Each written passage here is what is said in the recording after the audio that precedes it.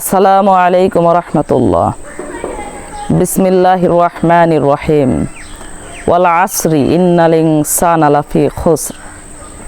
আল্লাহ তাআলা সূরা আসরের মধ্যে ইরশাদ করেন, ওয়াল আসরি, যুগের কসম, সময়ের কসম, ইন্নাল ইনসানা লাফি খুসর, নিশ্চয়ই মানুষ ক্ষতিগ্রস্ত, ইল্লাল্লাযীনা আমানু, তারা ব্যতীত যারা ঈমানদার, যারা ঈমান আনে, ওয়া আমিলুস সালিহাত, এবং সৎকর্মশীল, ওয়া তাওয়াসাউ বিল হাক্কি ওয়া তাওয়াসাউ বিস সবর, এবং যারা তাকিদ করে সত্যের এবং তাকিদ করে সবরের।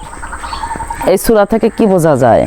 যে আল্লাহ তাআলা বললেন, তিনি সময়ের কসম করে বলতেছেন যে মানুষ ক্ষতিগ্রস্ত, নিশ্চয়ই মানুষ ক্ষতিগ্রস্ত, তারা ব্যতীত যারা ঈমানদার এবং যারা সৎকর্মশীল, যারা তাকিদ করে, সত্যের তাকিদ করে এবং সবর, ধৈর্যের তাকিদ করে।